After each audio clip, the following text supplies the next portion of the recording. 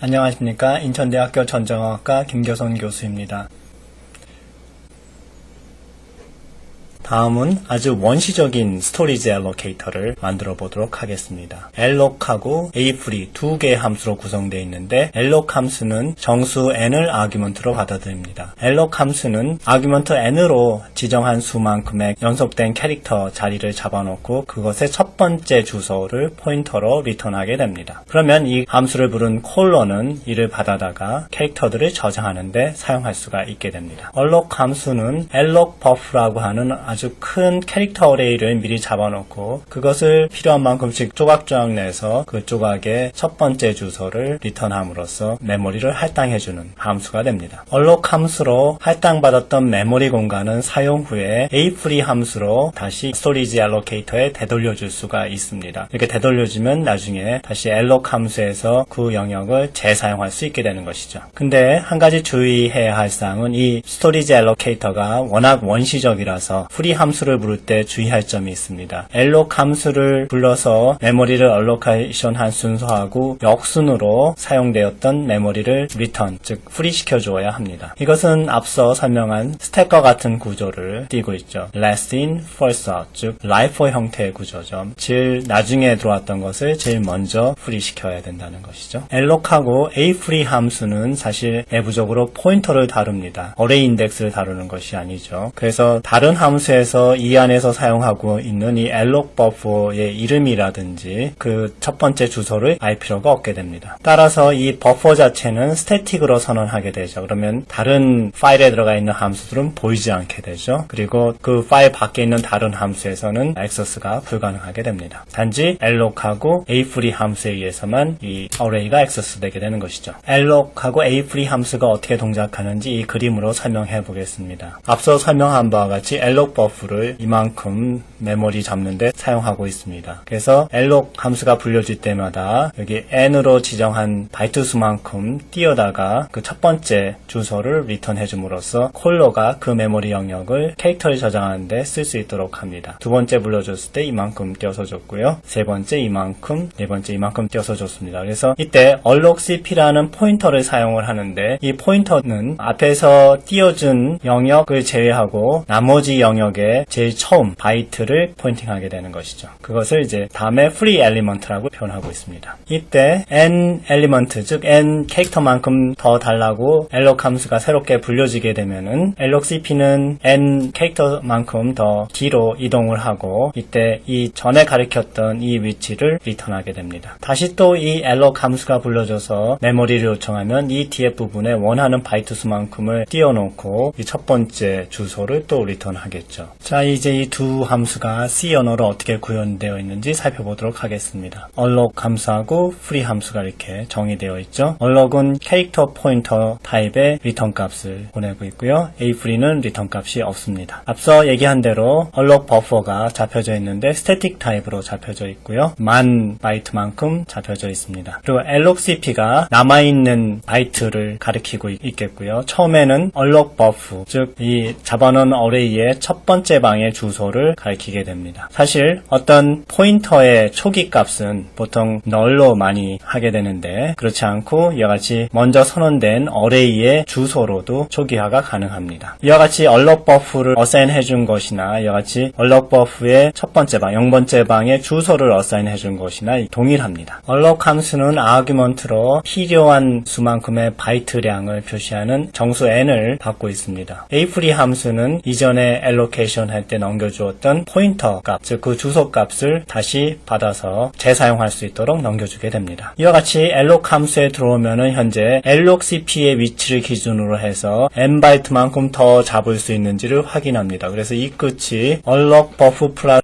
alloc 사이즈, 즉 요 끝이죠. 요 끝보다 더 큰지 확인합니다. 이게 더 컸다는 얘기는 남아있는 프리 메모리가 지금 요청한 메모리보다 더 작다, 이런 얘기입니다. 그럴 경우에는 allocation 할 수 없기 때문에 0을 리턴하고, 일반적으로 10,000바이트를 잡아놨으니까 한동안은 잡을 수 있겠죠. 그럴 경우에는 allocCP가 n만큼 증가하게 되죠. 그래서 allocCP가 여기 가리키다가 이제 이쪽을 가리키게 됩니다. 그리고 나서 리턴되는 값은 allocCP에서 n만큼을 빼는 위치, 그러니까 다시 원래 이 위치죠. 이 위치를 리턴하게 됩니다. 정리를 하면은 LOCP가 이 위치에 있었다고 하면은 이 위치가 이 alloc 함수의 리턴 값이 되고요. 그 다음에 리턴하면서 LOCP는 사실 이 위치로 이동하게 된다. 이렇게 얘기할 수가 있습니다. 그래서 다음번 요청이 오면 이 부분에서 일부를 잘라다가 주겠다. 이런 계획이죠. 만약에 남아있는 영역이 충분치 않으면 0을 리턴하게 되죠. 근데 0이라는 것은 어떤 포인터가 가질 수 있는 값이 아닙니다. 즉, 그 주소에는 뭔가 저장할 수 있는 영역이 없죠. 그래서 0은 즉 실제 요청했던 내용을 제대로 수행하지 못했다, 실패했다, 그런 의미로서 받아들이면 되겠습니다. 즉 어떤 포인터를 리턴하는 함수에서 0의 값이 리턴됐다 하는 것은 그 함수의 수행이 비정상적으로 끝났다라는 것을 의미하게 됩니다. 다음은 afree 함수를 보죠. allocp가 이 위치에 있을 때 이전에 할당했던 메모리 포인터를 릴리스하게 되면은 그 값이 이 p를 통해서 들어오게 될 겁니다. 그래서 p의 위치가 지금 현재 이 구간 안에 그동안 allocation 해주었던 이 구간 안에 들어가 있는지 확인해보는 expression이 이 if문의 조건에 들어가 있고요. 그 조건이 맞았다 했을 경우에는 allocp를 이 p 위치로 옮겨 갖고 가게 됩니다. 그러면 이 부분이 프리 메모리로서 더 추가적으로 남게 되죠. 그래서 다음에 alloc 함수를 불렀을 때 이 다음부터 원하는 사이즈만큼 잘라다 주면 되는 것이죠. 그래서 기존에 사용했던 메모리를 afree로 되돌려주면은 다음에 alloc을 불렀을 때 그거를 재사용할 수 있도록 해준 것이 이 afree 함수죠. 만약에 두 개의 포인터 p하고 q가 같은 어레이 구간 내 주소를 가리키고 있다 그러면 그들을 서로 비교할 수 있습니다. 즉 같거나 같지 않거나 작거나 크거나 등등의 이런 비교 연산자를 사용을 해서 어떤 값이 원하는 구간에 들어갔는지 확인해 볼 수가 있게 됩니다. 지금 요 alloc에서 그런 연산자가 사용이 됐고요. afree에서도 마찬가지로 less than 연산자가 사용이 되고 있죠. 자, 간단히 원시적인 allocation 그리고 free 함수를 살펴봤습니다. 자, 실제적으로는 우리가 이런 함수를 만들어 쓰는 것이 아니라 시스템 라이브러리에서 제공되는 함수들을 불러다 쓰게 됩니다. stdlib.h 안에 그 함수들의 프로토타입이 이와 같이 선언이 되어 있고요. 이 헤더만 include 하면은 이 함수들을 언제든지 사용해서 프로그램을 작성하고 링크 시에 이 함수들이 자동적으로 링크되게 됩니다. 앞에 alloc하고 afree 함수에서는 특히 free 시킬 때 allocation 했던 순서의 역순으로 free를 시켜야 하는 불편이 있었는데 시스템에서 제공하는 이런 메모리 매니지먼트 함수들은 그런 제약이 없습니다. 즉 allocation 때 했던 순서하고 free하는 순서를 서로 맞추지 않아도 상관이 없습니다. 특별히 caloc이라는 함수가 제공이 되고 있는데 이것은 어떤 사이즈의 어레이를 잡아줄 때 사용합니다. 그래서 특정 사이즈의 n개의 멤버를 갖는 어레이를 할당할 때 역시 caloc을 쓰고요. 특징은 이 caloc을 쓰면은 모든 엘리먼트가 0으로 초기화된다는 것이 특징입니다. reallog은 이미 잡아주었던 메모리가 부족할 때 이를 확장시켜주는 그런 기능인데 만약에 확장할 영역이 프리 스페이스에 있으면은 확장을 시켜주지만 그렇지 않으면 다른 영역에서 더 큰 영역에서 필요한 만큼 잘라다 리턴하게 됩니다. reallog은 잘 사용하지 않는 함수입니다. 주로 사용하는 것이 melloc하고 free고 만약에 엘리먼트들을 초기화시켜줄 필요가 있으면 caloc을 종종 사용하기도 합니다. 뒤에 예제에서 alloc하고 afree 함수를 사용하게 되는데 여러분들은 그걸 사용하지 말고 alloc 대신에 melloc, afree 대신에 free를 사용해가지고 실습에 임하도록 합시다.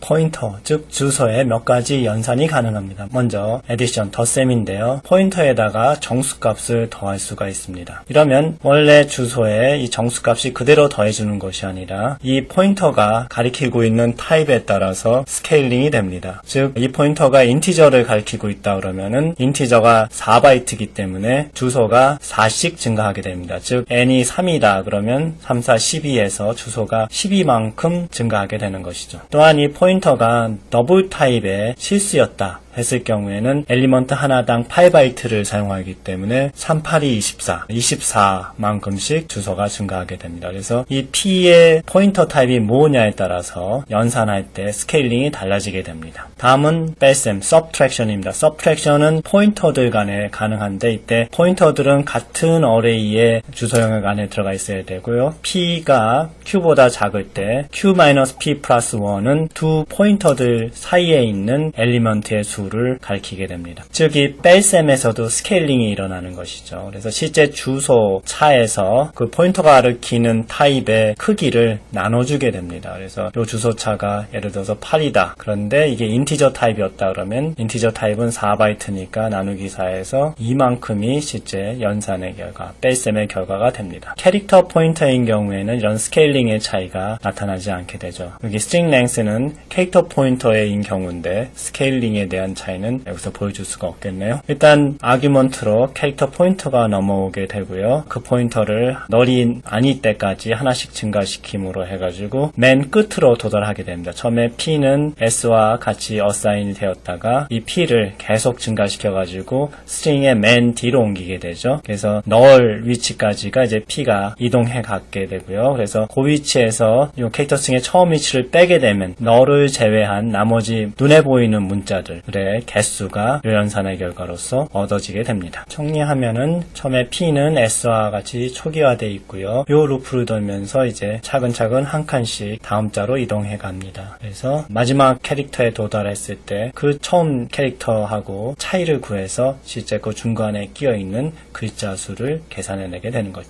자, 그러면 포인터, 즉 어드레스들 간의 연산을 어느 것들이 가능한지 정리를 해보겠습니다. 일단 같은 타입의 포인터 값들을 서로 어사인 해줄 수가 있습니다. 이때 같은 타입의 어레이도 이제 가능하게 되죠. 또한 정수를 더하거나 빼주는 것이 가능하게 됩니다. 이때 그 포인터 타입에 따라서 스케일링이 결정되죠. 또 포인터들끼리 어떤 연산이 가능한데 뺄셈이 가능합니다. 그래서 이때도 스케일링이 일어나게 되죠. 그래서 실제 포인터 안에 들어가 있는 주소의 차이를 그 포인터가 가리키고 있는 타입의 크기로 나누어서 몇 개의 엘리먼트가 그 주소 구간에 들어가 있는지, 그러니까 차로 나타나게 되죠. 또는 포인터들을 서로 어떤 것이 큰지 비교하는 연산자도 사용할 수가 있습니다. 또한 포인터에다가 널, 즉 제로를 어사인 한다거나 제로인지 확인하는 것, 이런 것들도 가능하게 되죠. 그 외에는 포인터들이 어떤 연산에 포함될 수 없다 생각하면 됩니다. 그래서 포인터 두 개를 서로 더하거나 또는 곱하거나 나누거나 쉬프트하거나 또는 매스크 오퍼레이션들 아시죠? bitwise, and, or exclusive와 이런 연산들을 할 수 없고요. 그 다음에 포인터에다가 float나 null을 더하거나 빼거나 이런 것들이 다 불가능합니다. 마지막으로 다른 타입의 포인터들의 값을 서로 복사해서 전달할 수가 없습니다. 단지 void 포인터인 경우에는 이것이 가능하죠.